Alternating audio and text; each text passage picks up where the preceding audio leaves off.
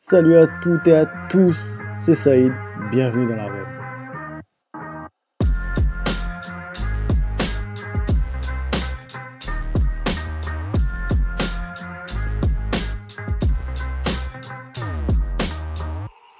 Je suis heureux de vous retrouver pour un nouvel épisode. L'Arène, c'est le podcast qui nous plonge dans l'univers des sports de combat. Aujourd'hui, pour ce tout nouvel épisode, je reçois l'une des plus grandes voix de l'histoire de la boxe, une véritable bible du noble art. Nous sommes nombreux à avoir passé des soirées, des nuits à l'écouter commenter des combats historiques, et vous allez le découvrir ou le redécouvrir pour ceux qui le connaissent déjà comme moi.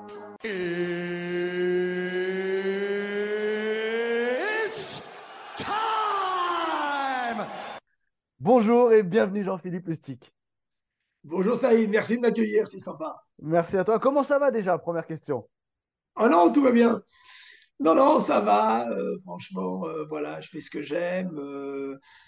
Toujours plein de projets. La famille va bien. Moi, je suis en forme. Je continue à faire du sport parce que ça te permet mentalement et physiquement toujours de conserver l'envie, l'enthousiasme et puis de poursuivre toujours en regardant devant soi. Donc, non, non, formidable. Voilà. Ah, alors, La vie sourit.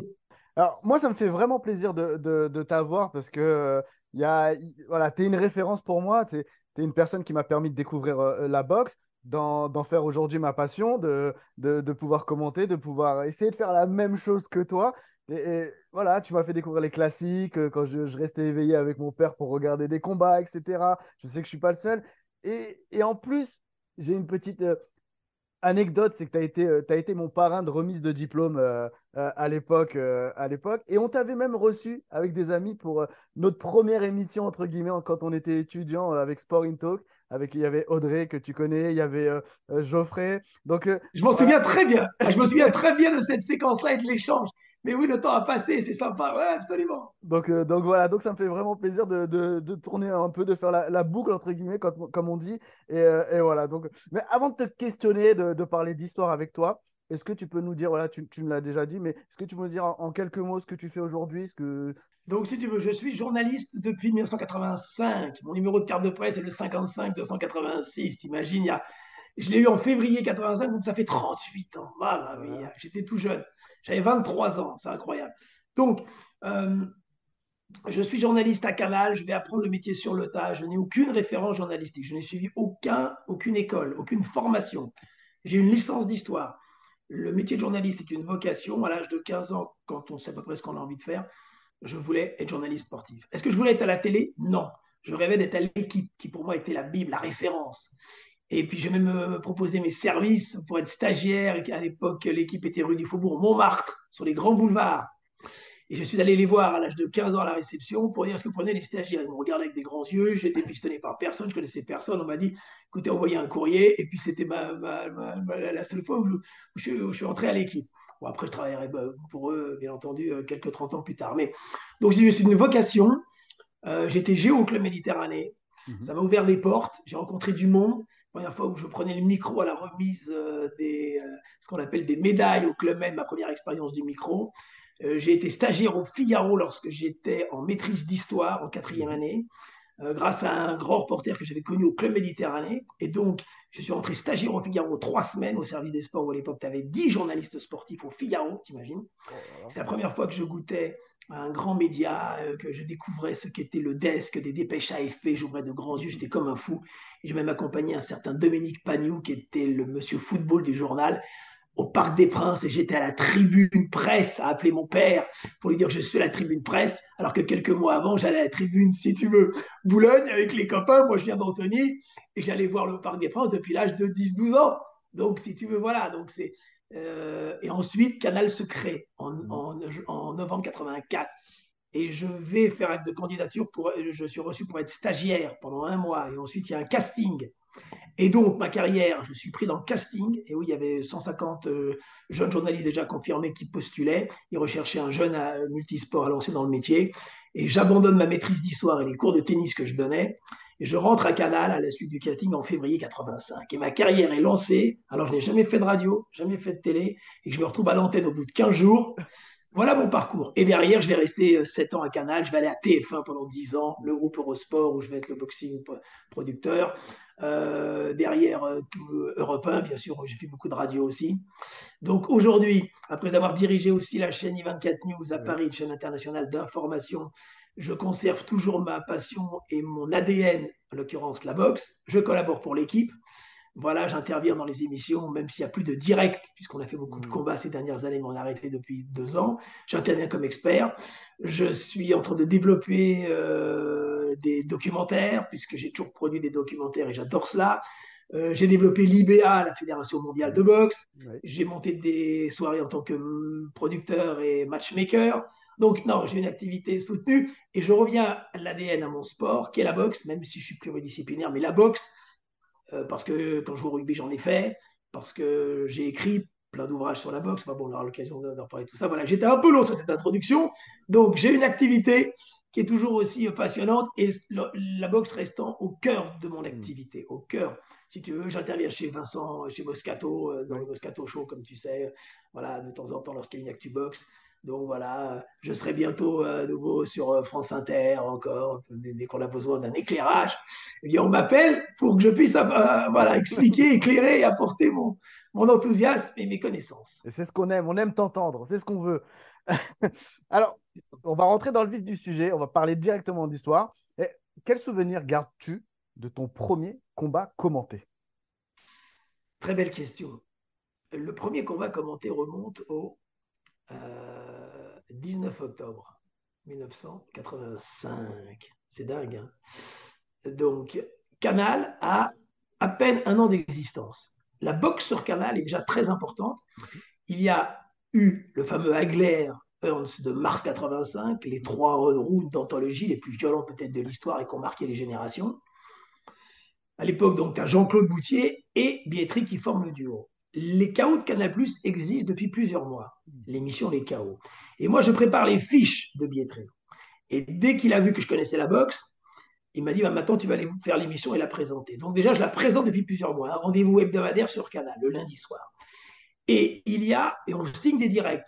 Il y aura eu un match en Irlande avec un certain Barry McGuigan en février de l'année 85. Il y a quelques petits directs comme ça. Et le foot prend de l'importance et se développe. Mm. Et Bietri me dit, je ne peux pas y aller, Lustig, tu vas aller faire ton premier direct de boxe à Monaco. Et je vais commenter en direct du bord du ring de 22 heures jusqu'à minuit, un combat, et c'est une chance inouïe, devenu historique.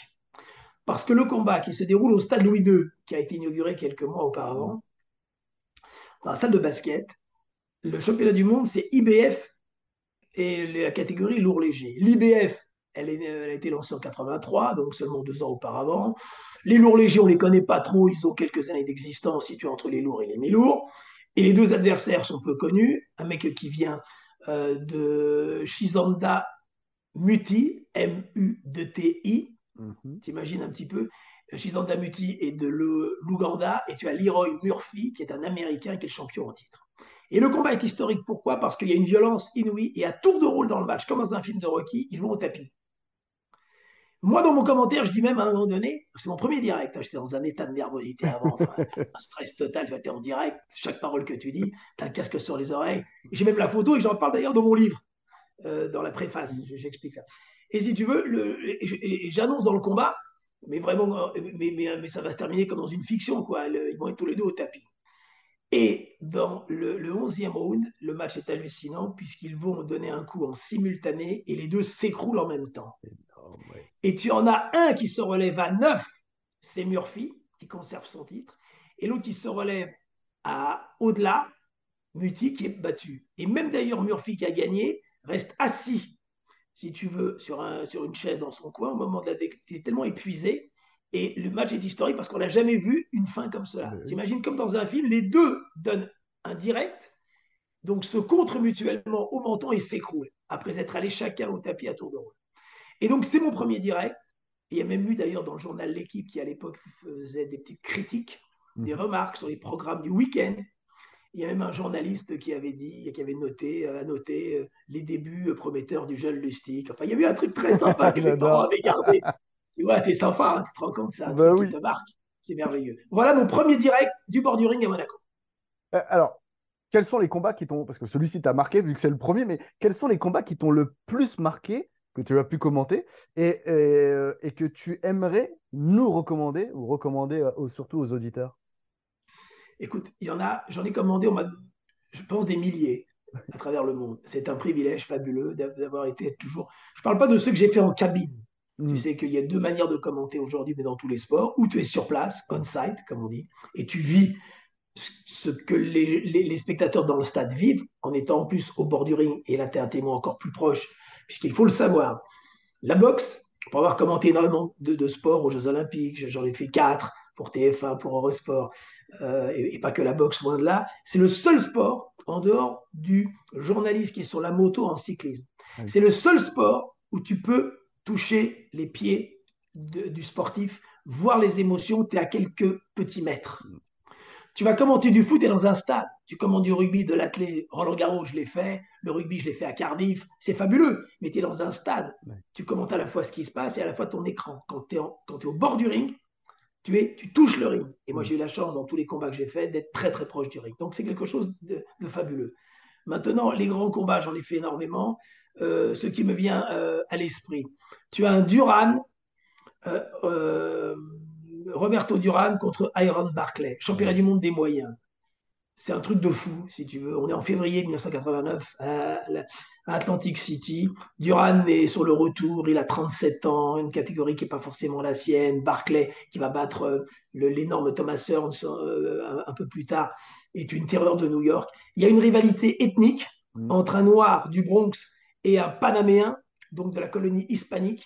Il y a une tension énorme pour des raisons aussi donc, culturelles. La Ouais. pesée est très houleuse. Il y a des milliers de gens. Et le combat est dantesque. C'est un combat hallucinant. Hallucinant. Tu as Tyson qui est battu pour la première fois. Tyson qui est battu à Tokyo. J'y suis, je commente au bord du ring. Cette défaite historique est imprévisible.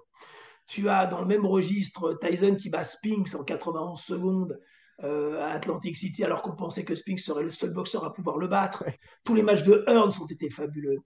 Tu as, lorsqu'il mord l'oreille, je suis sur Europe. T'imagines, lorsqu'il mord l'oreille, je suis sur Europe 1. Lorsque Tyson mord l'oreille d'Holyfield, j'y Hmm. suis, moi. Je suis pour Europe 1. Ouais, je suis à la radio en Oh direct là pour Europe à ce moment-là. Donc, si tu veux, il y a une multitude de combats. On peut parler en France de Jacob, de la période Thiozo, de Bénichou, de là. Jean-Marc Ouais. Morbec. Toute la carrière de Jean-Marc, je l'ai fait. Je l'ai fait aux États-Unis lorsqu'il unifie le titre en 2005 à Worcester, Ouais, près de ouais, ouais. Boston. Hmm. C'est un combat fabuleux. Si tu veux, il y a les victoires aux Jeux Olympiques. En 2000, l'équipe de France avec Brahim, qui est championne olympique, j'y suis pour Eurosport. Il y a énormément de choses, si tu veux, sur une Ouais. période très longue, puisque là, je ne l'ai pas commenté, mais Tyson Fury, j'en ai fait des matchs. J'ai fait des combats de Tyson Fury quand il a boxé en Angleterre et j'ai assisté à le Fury Wilder deuxième Oh. manche Ouais. de février 90 à Las Vegas. J'ai amené deux copains. Quelques jours après, c'était la Covid et c'était le lockout. On avait tout fermé. Et j'ai invité, je lui ai dit à l'époque, vous allez vivre quelque chose d'énorme. Et on était là-bas à Las Vegas dans des conditions fabuleuses, vivre ça. Donc oui, non, il y a des matchs fabuleux. La carrière de La Hoya est quelque chose Ouais. de fantastique que j'avais découvert à Seattle en 1990, lorsqu'il a 17 ans, qu'il est champion des Goodwill Games, deux Hmm. ans avant les Jeux de Barcelone, où j'y serai aussi lorsqu'il est l'unique Américain champion olympique aux Jeux de Barcelone. Tu vois, donc, non, il y a beaucoup de choses. Ouais, c'est vraiment formidable. Il y a une question, je sais que celle-ci, tu vas me dire, non, c'est impossible. Si je devais te demander ton top 3 de boxeurs. Ah bah écoute, je vais te répondre. Je mets en numéro un celui pour lequel j'ai le plus d'affection, d'admiration, mais qui n'est pas le plus grand. C'est Thomas Hearns, Ah, par la magie qu'il dégageait, ouais. par cette électricité, par sa fragilité aussi. Il y avait quelque chose de fragile chez lui. Ouais. Et j'ai fait, je l'ai rencontré moi à Détroit au Kong Gym en Mhm. 85. Je vais jouer au basket avec lui. L'anecdote, elle est savoureuse. Je joue au basket avec Thomas Hearns en Italie en 88. Mais oui, Énorme. oui, oui. Et pourquoi? Parce qu'il y avait un contrat entre Canal et Bob Arum. Et Bob Arum avait Mhm. un contrat avec Sabatini, donc la grande famille de promoteurs italiens. Il y a eu le papa qui est mort prématurément, Rodolfo, et le fils Mhm. Roberto. Et il y avait donc des boxeurs italiens qui rencontraient des boxeurs américains. Et il y a eu un combat entre John Franco Rossi, qui était un champion du monde en super welter, et tu avais Dwayne Thomas. Et Dwayne Thomas était du Kronk Gym, était un copain de Thomas Hearns. Mhm. Et moi, connaissant Raph Citro, qui est le mec qui était l'un des plus grands soigneurs, bref, Si tu veux, il me dit, Jean-Philippe, on va jouer au basket, tu veux venir jouer avec nous. Non, mais t'imagines, et je vais Mais jouer au basket. Oui, oui, avec Thomas Hearns. énorme. Attends, et Thomas, mais c'était fabuleux, c'est irréel. En 1988, je joue au basket avec Hearns sur un terrain en Italie, 2 jours avant le championnat du monde de son pote Ben Thomas. Enfin, tu vois, voilà. Donc, numéro un, Thomas Hearns. Celui qui m'a le plus, euh, oui, pour qui j'ai le plus d'affection. Je mets Tyson, qui est incontournable par la férocité. Mm. Et en plus, j'ai fait toute sa carrière, et même quand il est battu en 2005 pour son dernier Mm. combat devant Mike White, je le commente en direct, si tu veux. Donc, j'ai fait pratiquement 20 ans de sa carrière. Donc je l'ai vu évoluer, je l'ai rencontré souvent. Donc oui, mais Tyson ne sera plus le Tyson après la Mm. défaite devant Douglas, tu veux. Après, mais il y a quelque chose de fou. Lorsqu'il va boxer en Écosse, au Danemark, j'y suis en direct là-bas pour commenter Ouais. tout ce match. Lorsqu'il est suspendu parce qu'il a mordu l'oreille et il fait une sorte de tournée européenne. Numéro 3 des boxeurs là, euh, je pense que Manny Pacquiao en Ah. numéro 3. Ouais, ouais, je l'ai fait 3 fois en direct, Pacquiao, Mm. devant Marquez et devant De Marquez, et je fais devant Pacquiao lorsque il bat au point Mosley, Sean Mosley. Donc, extraordinaire. Et en plus, je l'ai vu à l'entraînement. Je connaissais bien son entraîneur, City Bull, qui souffre, Freddy Roach. Mm. Qui a été un adhéré, qui a été très proche de Benichou, ils sont de la même Oui. génération. Tu te rends compte, je crois même qu'ils se sont rencontrés. Non, ils ne sont pas rencontrés, mais en tous les cas, donc voilà. Et d'ailleurs, quand il est venu, Freddy Roach, à Nantes, pour encadrer Bilal Djetou, Oui. j'étais là, et avec Freddy Roach, on s'est retrouvés, on s'est pas vu depuis longtemps, on a discuté. Même si aujourd'hui il est malade, il a Oui. encore la mémoire qui est nette. Donc, tu vois, voilà. Maintenant, les boxeurs français, parce que là, je t'ai parlé que des C'est boxeurs, exactement ce que j'allais te parler. Voilà, le top 3 français après. le plus fort, le plus prodigieux, Laurent Boudoueni. Ah, Oh, oh, putain. Laurent, c'est le Zidane. ouais. Ouais, ouais. Laurent, Tiens, on était encore ensemble à la soirée de Charleville-Mézières, là. Mhm. La semaine dernière, Hamid Zaïm a organisé le championnat de France de Yoni Valverde en super plume, super ambiance, parce que la boxe en province, ça cartonne. À Paris, c'est pas grand-chose, mais en province, il y a un monde fou. Et, et j'ai revu Laurent, Oui. c'était super, il était dans le coin, Diony Valverde, il a un peu maigri. Et Laurent est un prodigieux champion, champion du monde des super welter dans les années 94, 95, 16, 17. Il est fantastique. Il a été vice-champion olympique en 88, il a une carrière assez courte. À un moment donné, il était intouchable. C'est le numéro 1, c'est le plus grand. Pour moi, c'est le plus grand. Je mets en numéro 2, ex aequo, par la densité, Fabrice Thiozo et Jean-Marc Morbec. Mm. Voilà. Et les deux qui ne sont jamais rencontrés, on peut le regretter. Mais Ah, ça ouais. aurait été un combat fabuleux. Mm. Je pense que c'est les deux que je mets, voilà. En gros, je pense que c'est les trois. Mais derrière, si tu veux, je mets vraiment les Mendy, Lorsi, Ah sont oui. d'énormes champions. Énormes champions. Mm. Vraiment, tu as. Alors, j'espère que j'oublie personne, mais voilà, ouais, Thierry Jacob est très fort. Oui. Thierry Jacob. Mais ils n'ont pas duré longtemps. Mm. Tu sais, un champion, c'est aussi sur une durée. C'est pas C'est clair. l'espace d'un match, d'une saison. Mm. Il faut être dans la durée, tu vois.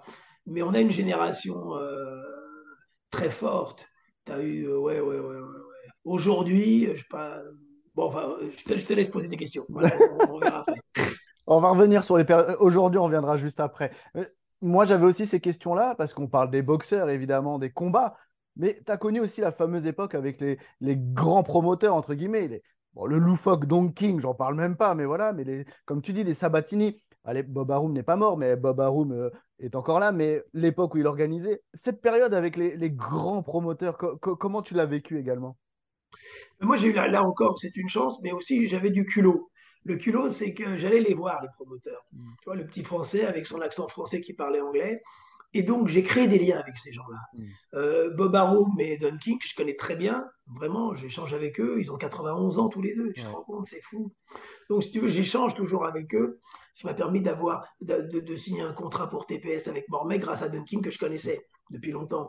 Bob Arum, j'allais le voir dans son bureau en 1985-86. Et derrière, si Jaco fait championnat du monde contre Donald de Curie en février 89, c'est grâce à Jean-Claude Boutier et à moi qui sommes allés dans le vestiaire négocier les droits, il faut le Génial. savoir. Mais bon, D'accord. donc si tu veux, ce sont promoteurs, ils se nourrissaient de leur rivalité dans des registres différents. C'est deux géants de la boxe. Mm. Aujourd'hui, ça a changé. Mais tu as un autre géant en Angleterre. Tu as Frank Warren, qui a un rôle Ouais. clé, qui a 70 ans, qui a Tyson Fury et qui travaille avec Bob Arum. C'est d'ailleurs pour ça que j'ai été voir Tyson Fury contre Chisora en décembre à Tottenham. Tu vois, j'ai été voir, Warren m'a invité, j'étais là au bord du ring avec Bob Arum et j'étais vivre ce match dans une ambiance 60 000 spectateurs pour voir Chisora, un autre Britannique, tu vois, dans le stade de foot de Tottenham qui est super. Euh, la famille Hearn, si tu veux, donc Barry et Eddie, c'est le papa qui a créé Matchroom et c'est le fils Eddie qui est brillant. Voilà. Donc il y a une génération, tu avais le père Wilfred Sauerland qui était le Ouais. roi de la boxe en Allemagne. Mais la boxe en Allemagne tenait grâce aux diffuseurs. Les diffuseurs se sont retirés. C'est les deux fils Nissé, si tu veux, et Calais, que je connais bien, de deux jeunes fils qui ont 45-50 ans, qui sont super et qui aujourd'hui reprennent le flambeau. Mm. Donc voilà un peu le paysage. Mais le promoteur, il, le soutien télé est indispensable au développement et à l'équilibre de la boxe. Mm. S'il y a pas de... Mais j'ai envie de dire, c'est comme partout. Hein. S'il Oui, n'y a pas les clairement. droits télé du foot aujourd'hui, tu n'as pas les salaires, tu n'as pas Ouais. les sommes, tu n'as pas le business. Donc voilà. Quelle est, on va dire, ta meilleure interview? Parce que tu as fait des commentaires de combat, mais j'imagine que tu as également fait des interviews, de toute façon, de boxeurs. Quelle est la meilleure interview, on va dire, et peut-être la pire aussi? La meilleure interview que je. Ah, c'est intéressant. Il y a une anecdote, hein. Quand Jaco bat le Donald de Curry, si tu veux, Ouais. et qui devient champion du monde à la surprise générale, sauf pour ceux qui suivaient René Jaco. Donc, et pourquoi ce combat est important pour la boxe en France? Parce que cela faisait plus de, attends, 1957 à 1989, donc 32 ans que Ouais. la France attendait un champion du monde. Et Jaco à Grenoble, le match est sur ABC, Mhm. parce que Bob Arum a le contrat avec ABC. On a une réunion de production avec le commentateur. À l'époque, les mecs de la télé américaine ont tous entre 40 et 50 ans. Tu vois, moi j'en ai 25 à 30, je suis vraiment un petit jeune parce que j'ai commencé tellement tôt. Et le deal était sur le ring que, quel que soit le résultat, la télé américaine devait avoir Jaco, devait avoir le vainqueur en premier. Le vainqueur en premier, puisqu'il paye beaucoup d'argent. Et moi, dans l'euphorie, je suis monté sur le ring, j'ai repoussé le commentateur américain qui ne l'a pas eu et j'ai eu René Jaco avant lui. Et le mec, si tu veux, parce que je connaissais René, parce que j'étais français, je t'avais créé des liens. Et c'est quelque chose qui m'a marqué parce que ça, après, je me suis fait engueuler par la télé américaine, etc. Ils l'ont eu bien après. Et ça a été une interview sur le, comment dirais-je, sur le direct. Tu comprends? C'est des moments fantastiques quand tu es avec un champion ou dans le vestiaire après. Ouais. J'ai rencontré Riddick Bowe, Evander Holyfield, Hopkins, De La Hoya. Je les ai tous rencontrés, si tu veux, échangés. L'interview que je fais de Pacquiao au Las Vegas Gym 2 jours avant le Marquez numéro 4 Mhm. en 2011 ouais, ou 2012, elle est quand même fantastique. Quoi. Il m'accorde une demi-heure, tu vois, il m'accorde une demi-heure alors qu'on avait 5 minutes. Et c'est des moments très privilégiés. Lorsque Roberto Duran vient à Marseille, il boxe sur TF1, j'interview, ouais, je vais le voir et on passe du temps. Donc tu vois, c'est quand même des interviews magnifiques. La pire maintenant, est-ce qu'il y a eu un moment où c'était un peu... Non, non, je ne peux pas me plaindre. Non. Enfin, j'ai eu la chance de rencontrer les Klitschko. J'ai fait toute leur Ah oui, carrière, c'est vrai. Klitschko. C'est vrai. Tu te rends compte que lorsque Vitali est champion olympique, Vladimir, pardon, 96 attentats, je le commande moi, pour TF1. Et derrière, ils m'ont signé avec un promoteur allemand qui s'appelle Peter Kohl. Mhm. Et il se déplace à Hambourg, ils vont vivre à Hambourg. Et moi, je signe un contrat avec Peter Kohl pour Eurosport, alors qu'il a un contrat, lui, avec une chaîne allemande. Et on va diffuser les combats de Klitschko. Et je vais créer des liens avec eux. Et ensuite, je ferai les matchs pour Orange, TPS et l'équipe de Klitschko, la chaîne L'équipe. Et Vladimir Klitschko va m'accorder une interview à l'hôtel de ville de Paris lorsqu'il y a une conférence de presse dans l'optique de Mormec. Et on va faire une interview avec des moyens énormes, un peu comme Canal sait les faire aujourd'hui. Tu vois, des moyens d'interview, travelling, on met des Mhm. beaux moyens. Et je fais une interview avec lui pendant 1 heure, un one-to-one. Et je me souviens, Génial. ah ouais. Et donc, d'ailleurs, avec Vladimir, moi avec Vitali, mais avec Vladimir, même après, quand il va boxer après Mormec, je vais continuer à commenter et je garderai un contact toujours un peu privilégié grâce. Parce que l'interview te permet d'aller, comment te dirais-je, d'aller plus loin. Il faut savoir, et tu sais, toi qui adores le sport et ceux qui nous écoutent aussi, les sportifs de haut niveau, c'est même pas haut niveau. C'est des champions un peu hors norme. Tu vois, Mm. c'est un petit peu dans tous les domaines. Il y a des bons, tu as des très bons, tu as des mecs excellents hors norme. C'est la vie qui fait ça. Ouais. Hein. Eh bien, un champion comme eux, hors norme, un Klitschko ou d'autres, ont, un, ont une telle conscience, bien qu'ils soient très accessibles, Ouais. une telle conscience de leur valeur qu'ils ils ne donneront leur confiance que s'ils sentent qu'en face, tu as un mec qui assure. Non, Mm. mais c'est C'est intéressant. vrai.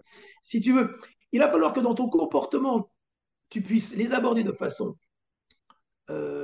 professionnelle. Ça veut dire, au-delà du travail que tu fais en amont, dans ces interviews longues, c'est l'écoute que tu as, la Mm. manière que tu as de poser des questions, d'écouter les réponses, et donc de Exactement. créer un lien. Et à ce moment-là, pourquoi tu as parfois aussi des sportifs qui disent ouais, il m'a rien dit d'intéressant, ou alors il n'a pas été sympa. Mm. Mais si tu veux, il ne faut pas dire que tous les sportifs sont sympas. Ce n'est pas la question. C'est que simplement, il est important, je dirais même pour les jeunes générations aujourd'hui, ce travail qui est fait en amont, d'approche, de se mettre au niveau dans ton domaine. Tu sais, je discutais avec Laurent, là, c'était marrant, avec Boudouani à Charleville-Mézières samedi, là. Donc tu vois, il y a le 25. Et puis donc, j'ai fait une dédicace de mon livre. Et puis, j'ai fait une dédicace. Elle était très touchée, élogieuse, mais qui est complètement sincère, parce que je ne peux pas faire. Et si tu veux, je lui disais, quand je commentais tes matchs, j'ai fait à la fois sa carrière pour Canal et pour TF1. Et après, il est parti sur un nouveau Canal, et après, lorsqu'il perd, je commande plus. Mais c'est pas grave. Je lui disais, la pression que je me mettais, Laurent, quand tu boxais, et que je savais que tu t'étais préparé pour que je sois bon. Tu vois. Mm. Ça veut dire que toi, en tant que journaliste, tu es obligé de te mettre une pression. Complètement. Tu ne peux pas, mais vraiment, tu ne peux pas aborder le même match de Laurent sur un enjeu énorme, celui d'Holyfield, que de commenter le Critérium ou le Tournoi de France. Exactement. Ce qui ne veut pas dire que tu dévalorises les champions qui Mm. sont sur le ring. Ça n'a rien à voir. C'est dans ton engagement, dans ton niveau de performance. Tu comprends? Ouais. Et Très Laurent, bien. si tu me disais, et Jean-Philippe, je le sentais parce que vraiment ce que tu me disais me touchait. Donc c'est fabuleux, quoi, si tu veux. Il y a quelque chose d'authentique et de respectueux. Moi, je suis très sensible à ça et ça me fait plus que plaisir quand ça te touche. Mm. Tu vois, mais tu ne peux faire cela que quand tu as une admiration et je pense un amour au sens vraiment si tu veux, c'est un mot important, mais que tu portes au champion. Ouais. Tu vois, l'admiration que je leur voue, c'est une admiration énorme. C'est énorme. T'as tout résumé. Et ce que j'aime bien, c'est que cette petite leçon également pour, pas une leçon, mais un petit conseil pour les journalistes, la nouvelle génération. Et ça, c'est ce que j'aime également. Si tu veux que la personne en face de toi se confie réellement, à toi d'assurer.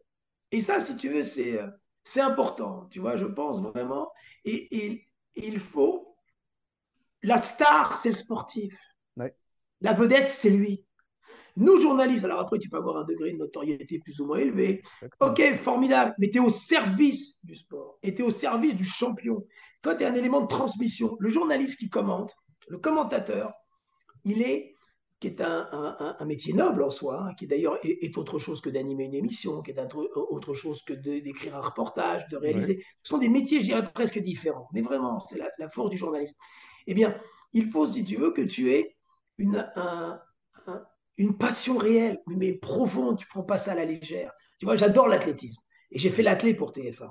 Je l'ai fait, j'ai fait les Jeux de 92, de 96, je commentais le sprint et tout avec Jean-Michel Bello et Thierry Roland. Mais vraiment, j'ai fait des trucs d'enfer. Carl Lewis, je l'ai rencontré très souvent. Et il venait à l'époque au meeting qu'on organisait à Paris de Jean Bouin de Raymond Laure. Et après, il venait à Monaco. Et j'ai créé des liens avec lui, avec sa sœur. Quand il venait à Paris, je dînais avec eux. Mais quand tu étais avec eux sur la piste et que tu lui demandais une interview, c'était pas une de plus. Non, C'est pas de dire je suis copain avec lui, on s'en fout. Ça, c'est pas ça. Ça, c'est un peu de la frime. Tu vois, c'est pas ça. C'est pas d'être copain. C'est que si tu veux, d'instaurer ce respect, un, l'admiration que tu portes, le respect, et de travailler en conséquence. Et après, se créer un exactement lien ça. ou pas. Ça, c'est pas. C'est exactement ça. Euh, Jean-Philippe, quelles sont les plus belles salles de boxe au monde que tu as pu découvrir? Parce qu'il y a ça aussi. On parle de boxe, on parle de combattants, de promoteurs, etc. Mais il y a aussi le secret des boxeurs. Ça se passe souvent dans la salle, à l'entraînement. Est-ce que tu as pu Ah, en t'as raison, découvrir? ça y est. Ben ouais. Les salles d'entraînement qui ne sont pas tout accessibles. Ouais. Tu sais, une salle d'entraînement, c'est un endroit un peu clos, un peu. Alors maintenant, il y a une mode fabuleuse pour les salles, les gens s'entraînent, on ouvre à tout le monde, c'est très branché, la boxe elle est in, bien plus qu'elle ne l'était il y a 10 ans, c'est génial. On a, il y a plus ce côté un peu, ouais, la salle de boxe, côté un peu, on disait voyou, tu vois, Ouais. un peu glauque, ouais, c'est pourri. Non, mais la salle, c'est un endroit fabuleux. Mm. En France, la salle qui m'a le plus marqué et qui n'est plus la même, c'est la Via Club. La Via ici les Moulineaux, qui était en sous-sol d'une vieille école qui a Mhm. été fondée il y a 60 ans et qui a disparu pour des raisons à la fois sanitaires. Elle n'était plus aux normes, tu vois, les mesures de sécurité, les sorties de Ouais. secours. Tu descendais par un escalier, un plafond bas. Akun, Thiozo, Belmondo s'est entraîné là. Mais une salle française, mais fantastique, la Via Club. Aujourd'hui, il y a la salle de la Via qui est dans un gymnase plus relax, tu vois, avec Bruno Wartel, mon pote, qui est l'ancien champion, tu vois. Mais la Via Club en France, quelque chose d'incroyable. Tu as dans le même registre celle de Saint-Ouen, qui a été chère à Gaëtan Mikalev. Ouais. Tu vois, Saint-Ouen, c'est une salle chargée d'histoire. Ça sent bon la boxe, quoi. Dans un autre registre, la salle de Saïd Benagem à Ouais. Aubervilliers, le Ah Boxing oui. Beat, qui est une salle précurseur Mm. parce que c'est lui le premier qui a cru en la boxe féminine. Tu te rends compte que toutes les championnes au début viennent, il y a 20 ans, 25 ans, viennent grâce à lui. Elles étaient des femmes. Saïd a fait un truc assez incroyable. À Marseille, ouais, chez Jeannot Molina, tu as vu une atmosphère fabuleuse. Maintenant, aux États-Unis, la plus marquante, c'est le Kronk pour moi, à Mhm. Détroit, qui n'existe plus. C'était dans un immeuble au sous-sol, dans un recreation center. Ils l'ont déplacé. Parce Ok. qu'aux États-Unis, qui est pourtant un pays de tradition, tu sais bien, c'est comme les stades, ils démolissent tout. 30 ans, 40 ans, c'est vieux. Hop, hein, C'est ils te clair. démolissent. Alors ils reconstruisent au même endroit ou à côté. Mais le Kronk Gym, pour y être allé 3-4 fois, à l'époque, quand j'allais commenter tous les matchs des boxeurs du Kronk, c'était fabuleux à Détroit. Il faisait 45 degrés dans la salle, dirigé par Emmanuel Stewart, une légende. Emmanuel Stewart, qui est une légende, qui a disparu d'un cancer, le pauvre, et qui a entraîné encore Klitschko à la fin de sa carrière. Ouais. Et c'est une salle fabuleuse. Salle de Freddy Roach, ouais, à Los Angeles, ouais, ouais. Le Miami, à Miami, ouais. Gleason Gym à New York. Tu vois, il y a quand même des salles. Ouais. Tu en Angleterre aussi. Il y a des salles, mais, comme je te dis, en Bulgarie, à Sofia, alors ça c'est la vieille salle du vieux régime communiste, tu vois, très austère, Ouais. dans un vieux gymnase. Ah ouais, ouais, ouais. Tu vois, ça me revient comme ça des salles là. Salles d'entraînement, c'est là où tout se passe, hein, de toute façon. Dans ton ouvrage, le grand livre de la boxe, on voit notamment que tu as des objets de collection. Quels sont les objets qui ont le plus de valeur à tes yeux? T'as bien préparé tes questions, hein. Ah Tu bah vois, attends.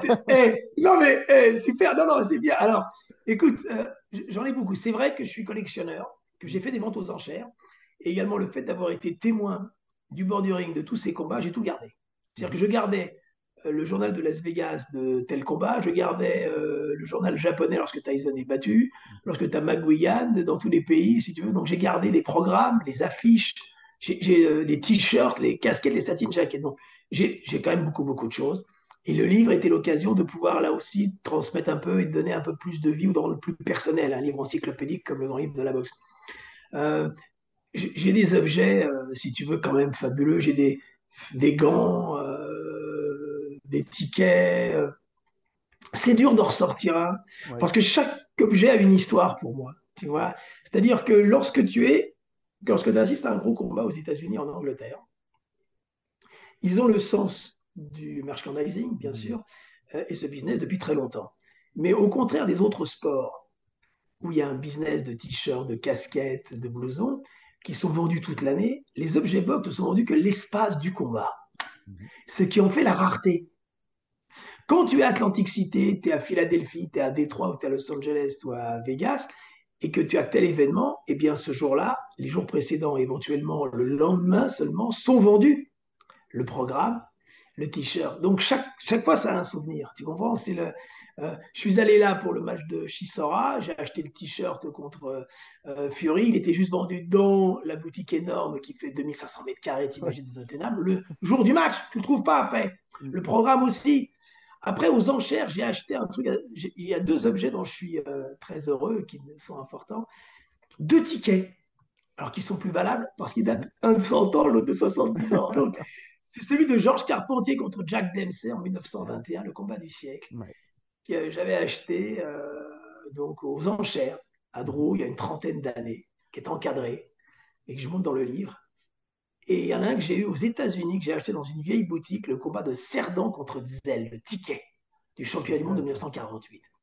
Donc voilà, j'ai des choses à la fois anciennes et récentes. Ouais. Ça veut dire que, si tu veux, des gants des champions d'aujourd'hui, de Jamba ou des programmes, des matchs ou l'accréditation de Yoka, ça a aussi une valeur, tu Ouais. comprends? Même s'il n'est pas champion du monde. Mm. Tu vois, voilà. Après, je ne collectionne pas tout, hein, pas tout.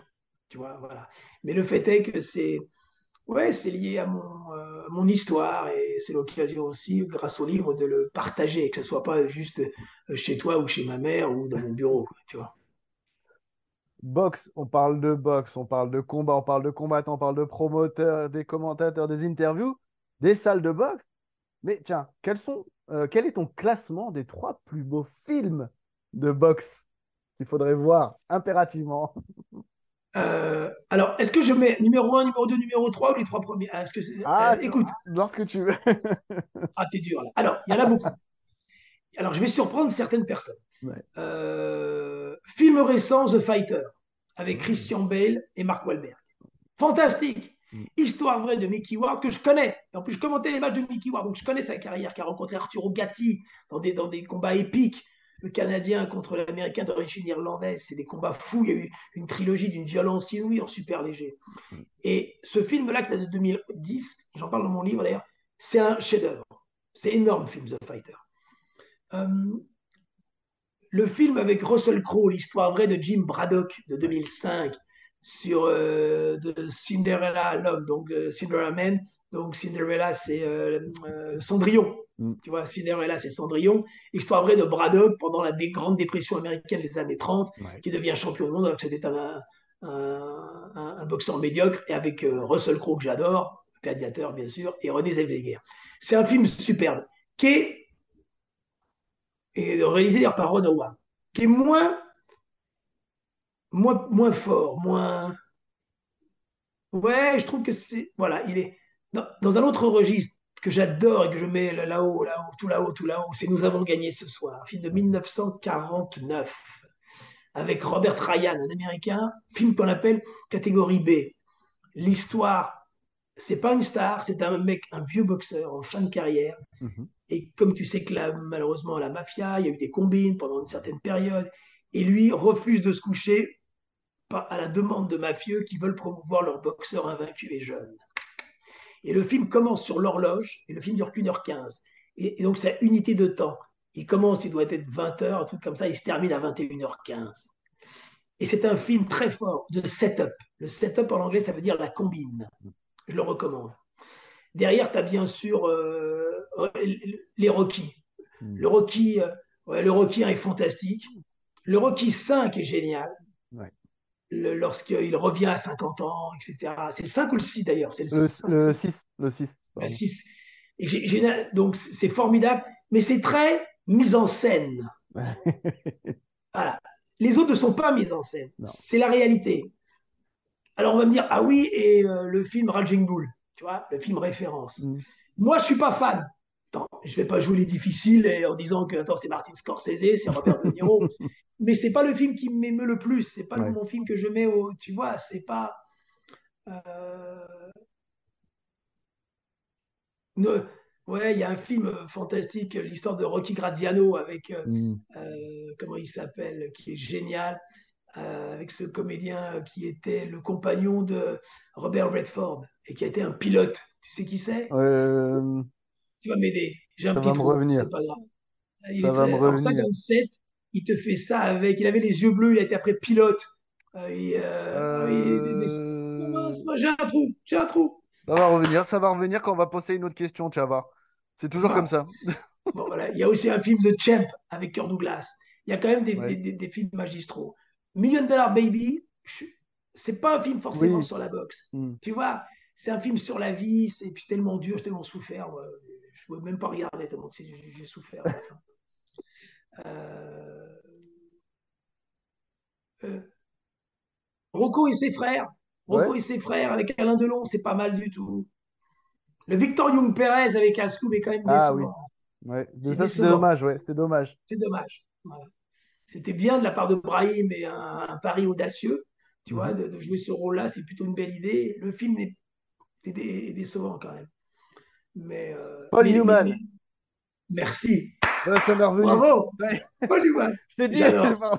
Voilà. Bravo. Génial. Voilà. Voilà. Exactement.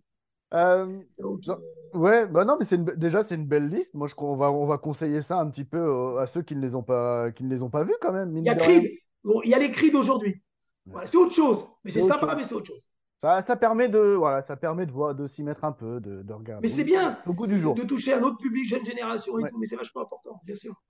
Justement, tiens, on va parler un peu de boxe aujourd'hui, parce que je t'ai parlé de beaucoup de boxe à l'époque. Quel est ton regard aujourd'hui sur Tyson Fury, qui est un petit peu la référence, entre guillemets, surtout chez les lourds? Alors, au risque de te surprendre, Ouais, je pense que Tyson Fury est le plus extraordinaire poids lourd qu'on ait jamais vu sur un ring. Ah ouais, je te le dis. Ah, moi, d'accord. alors, je pense qu'il aurait battu Riddick Bowe, qu'il aurait battu Tyson, qu'il aurait battu Ali, qu'il aurait battu tout le monde. Ah oui, oui. C'est-à-dire que je me dis, un athlète de 2,6 m. Alors, ok, il n'est pas le plus. Quand je dis athlète, en plus, c'est pas le bon mot choisi parce qu'il n'est pas athlétique. Ouais. Il a les hanches très larges, il est plutôt fait en V, tu vois, donc c'est un peu. Voilà.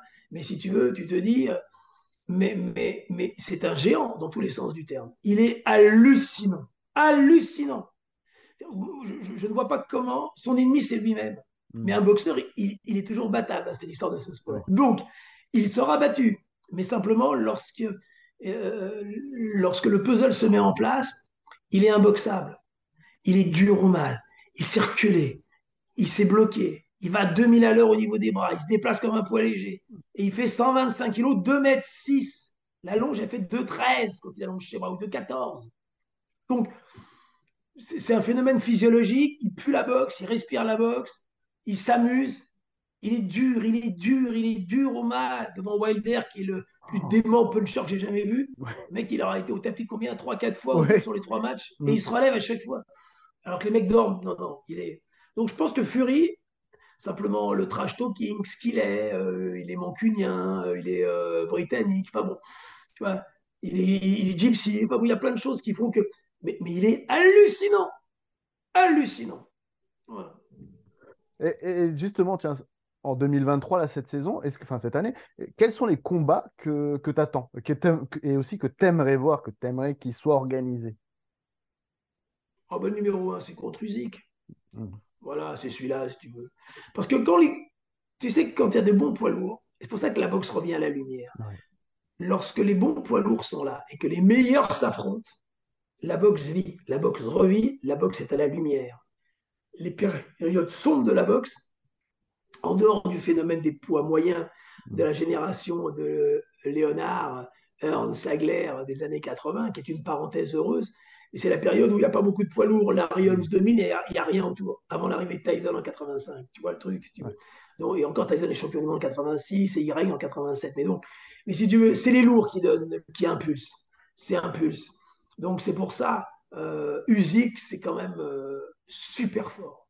Tu vois, Hmm. je réfléchis, est-ce qu'Usyk est plus fort qu'Holyfield? Ouais, ou comme ça, c'est une question. Ouais. Il vient des lourds légers, ils ont un peu le même profil, même s'il est plus grand, il fait un 91, Holyfield fait 80, 86, 87 seulement. Hmm. Mais je me dis, il y a quelque chose là de, même si, ah ouais, ouais, et pourtant Holyfield a fait une carrière avec un gabarit comme Oh, oui. celui-là, dingue, quoi. Donc, euh, donc c'est vachement intéressant. Donc c'est intéressant. Est-ce qu'il y en a un autre? Est-ce que t'aimerais revoir Wilder face à un gros encore? Ouais, ouais, mais Wilder va boxer. Ouais. Est-ce qu'il a été traumatisé? Alors le mot est fort. Est-ce qu'il est affaibli maintenant qu'il est passé entre les mains de Tyson Fury? Je pense pas. Hmm. Il n'a pas eu de combat dur. Il n'a pas eu beaucoup de combats amateurs. Il a commencé à boxer à 22 ans. Tu vois, quand il arrive au jeu de Pékin, où il est inconnu, il est médaillé de bronze. Donc il n'est pas usé, mais il envoie tellement du lourd. Et c'est le plus dangereux. Mais il y a une génération de poids lourds fantastique. Ouais. Ah ouais, ouais, ouais. Je t'assure, Joyce, c'est très fort. Ergovic, c'est un Oui. combat très intéressant, Ergovic. Ouais. Très intéressant. Tu vois. Et c'est là où, par rapport à Tony, c'est là où Tony est en retard.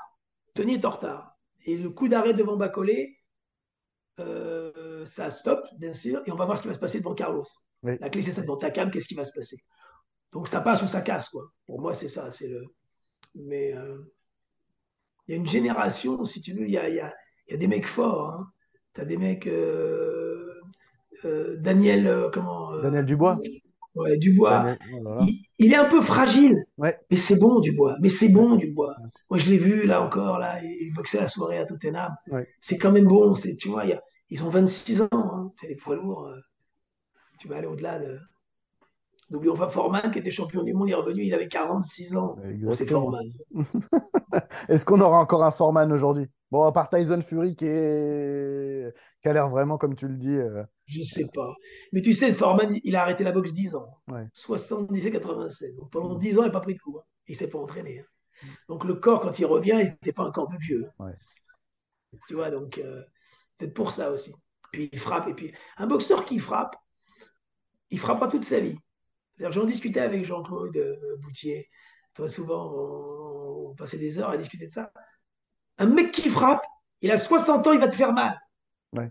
Le punch, tu l'as à vie. Mm. Quand tu fais mal, tu fais mal. Et c'est ça qui permet des retournements de situation. Après, les réflexes sont moins bons, d'accord, la préparation, tu vois un peu moins clair, tu es moins lucide. Mais la force en elle-même, tu vois, la force en elle-même, le coup que tu reçois, il t'ébranle, Mm. bah, ça fait mal, quoi. Ouais. On a parlé de Tony Yoka rapidement, mais justement, moi, ma question, c'était sur le nouvel élan ces derniers temps de la boxe française, enfin la boxe anglaise, les Français, que ce soit hommes et femmes. Comment quel regard tu as sur nos Français? Alors, on a une belle génération. C'est-à-dire que quand tu gagnes 6 médailles aux Jeux de Rio en 2016, déjà, il y a maintenant, tu te rends compte, 7 ans. Ça va faire 7 ans cet été. Le temps passe, Mm. mais ça a été un exploit avec une génération magnifique. Sissoko est un très beau boxeur. Si tu veux vraiment, Mbili aussi dans un registre différent. Yoka, Mosley qui est champion IBO. Il y a vraiment, bon, Boderlic c'est un peu en dessous, Mm. mais il n'empêche. Tu as une belle génération. Mon regret, si tu veux, c'est que quand on a une telle génération, je ne vais pas donner de leçons, je ne suis pas là pour ça, ce n'est pas mon habitude de fonctionner. Mais le conseil, si tu veux, c'est qu'il est dommage que toutes ces générations n'aient pas été ensemble. Alors, et que chacun ait pris une route différente, parce que c'est noyé aujourd'hui. Qui est à la lumière? Qui aujourd'hui est vraiment connu? Soko, qui a une belle image, Souliman, qui a la cote, qui est avec le président et sa femme, Macron, et tant mieux. Mais si tu veux, il a 31 ans, Soliman. Mbili fait sa carrière au Canada. Tu vois, Boderlig, à un moment donné, il est parti avec Asloum, qui est devenu promoteur, qui a arrêté. Et ok, on sait ce qui se passe avec Jérôme Mm. Abitbol en tant que promoteur. Il fait une carrière américaine, il revient en France. Donc, si tu veux, c'est un peu dommage, tu comprends Ouais. il eût fallu vraiment qu'il y ait une volonté, voilà, un ensemble de facteurs qui fassent qu'on promeuve ensemble tous ces boxeurs dans les mêmes soirées ou presque. Mm. Et donc maintenant, il y a des talents, voilà, on a une belle génération, mais il n'y a pas de feuilleton récurrent et C'est ça. d'épisodes à suivre tout le temps. Mm. Donc ça manque pour l'activité. Ça manque. Tu comprends il y a la boxe féminine, il y a 30% des licenciés, il y a plein de championnes. Euh, tu en as aussi bien au Muro qu'à Calais, et tu en as aussi dans l'Est, à Charleville. Il y a des championnes un peu Ouais. partout qui restent dans leur giron régional. Mais il faut après un ensemble de facteurs, la promotion, les diffuseurs, la médiatisation et tout cela. Tu vois, donc, J'avais une petite question justement sur aussi ces nouveaux boxeurs, entre guillemets, c'est euh, le fameux Jake Paul. Comment tu as vu cette arrivée? Est-ce que tu l'as vu positivement pour la boxe, pour que ça donne un nouvel élan? Ou voilà, comment tu l'as vu moi, je lui? suis partagé là-dessus. C'est une Ouais. bonne question. Je suis partagé. Je me dis, c'est un petit peu lorsque tu avais Mayweather qui avait rencontré McGregor, en disant est-ce que c'est bon pour la boxe ou est-ce que c'est bon pour le MMA? Est-ce que c'est bon pour les deux disciplines? Il- C'est l'équilibre à trouver, si tu veux. Jack Paul, tu comprends, c'est on calcule la notoriété et sa puissance de frappe, non pas la puissance de ses coups, mais sa puissance de frappe sur un plan du digital, sur un plan des communautés, Mm. sur des réseaux sociaux. C'est ça la puissance de frappe aujourd'hui d'un Ouais, champion. Tu vois le truc? ouais, Et, mais ça reste fragile. Donc, si tu veux, je me dis, je suis partagé. C'est-à-dire que c'est bien qu'on en parle. C'est vachement important d'une façon ou d'une autre et qu'on ait des montas, qu'on ait des combats un peu montés comme ça. Il y en a eu, hein. Tu as eu Ali qui avait rencontré un catcheur aussi, tu ouais, vois, à un moment donné. c'est Donc, vrai. donc, mais il ne faut pas, je dirais, que ça devienne chose fréquente. Et il ne faut pas que ça prenne le pas.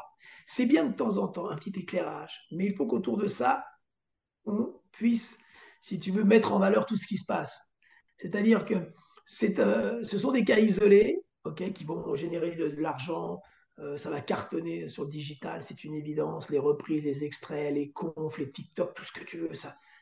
Mais voilà, utilisons cela pour rendre encore plus médiatique, si tu veux, et d'éclairer. Parce que la boxe, c'est un sport qui a peu évolué. Et c'est pour ça que l'histoire, l'ancienneté est à mon sens très important. Il a peu évolué au niveau des règles, pardonne-moi, au niveau technique, au niveau physique, dans tous les domaines. Tu vois des images de boxe. Il y a 50 ans, de Robinson, qui est un géant, d'Ali. Tu avances sur Hagler, Ernst. Tu montres Canelo. Tu montres De La Hoya. Tu montres aujourd'hui Errol Spencer Jr. Mm. Mais tu t'es dit, mais attends, mais les mecs, ils font le même sport. Tu comprends? Tu montres des images de tennis, de Djokovic, de Wilander, de Noah, de Roseball. Tu te dis, mais attends, mais c'est plus le même sport. Ouais, c'est clair. Et d'accord, tu montres des images de Platini, de Zidane. Regarde la Coupe du Monde 98. Ouais, Et tu vois la Coupe du Monde 2018, tu dis, mais putain, mais Kylian, il ne fait pas le même sport. c'est Il va clair. 2 fois plus vite qu'eux. Les Ouais, mecs, il va leur remettre 12. Non, mais tu comprends? ouais, Et complètement. la boxe, non. Et la boxe, non. Tu vois? C'est ça. Donc, c'est pour ça qu'il ne faut pas. Je pense que là, il faut, selon une expression que disait Thierry Roland, mettre quoi, l'église au centre du village. C'est une vieille Exactement. expression française. Bon, alors, je ne sais pas si c'est une bonne expression, mais si tu veux, juste de temps en temps, voilà, on se dit, bon, allez, on essaye de remettre les choses en perspective. Voilà, je dirais. Justement, l'une de mes dernières questions, ça allait être comment tu pourrais, toi, nous résumer la boxe? Quelle serait ta définition du noble art? Ah, c'est beau. C'est une belle question. Alors, je vais répondre en partie par une citation. euh, il y a 2 citations qui, je trouve, sont merveilleuses, qui ne sont pas de moi. Donc, il faut rendre toujours à César ce qui appartient à César et leur rendre hommage. En remontant le temps, il y a un historien, Pierce Egan. Pierce Egan est un historien de boxe. On est au début du 19e anglais, puisque la boxe vient de l'Angleterre, comme on le sait. Mhm. Hein, c'est un sport, d'où l'appellation boxe anglaise. Mhm. Il a dit la boxe, la douce science des coups. Il a appelé ça la douce science des coups. Je trouve ça joli. Ah oui. Et il y a une phrase que m'avait dit Francky Le Sage. Francky Le Sage était de la famille Le Sage, un ancien boxeur amateur, champion de France, qui a été ensuite entraîneur national, conseiller technique régional. Il a fait beaucoup par la boxe féminine. Et il avait monté la salle à Massy. Quand moi je jouais au rugby, j'allais m'entraîner à Massy, près d'Antony, donc je connais bien tout ça. Et quand on discutait, il me disait toujours, quand il apprenait à boxer aux jeunes, il disait apprendre à frapper sans haine. Génial.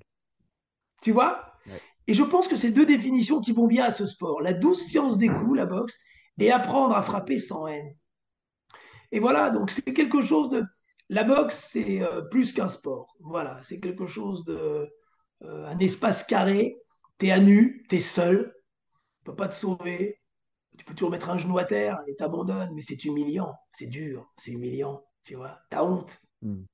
T'as pas honte sur une piste d'athlétisme ou même en judo. Ok, tu restes là, t'es hippon, mais t'inquiète pas, t'auras une autre compétition la semaine prochaine. Donc, c'est quand même un drôle de truc. Ouais, c'est un drôle de sport.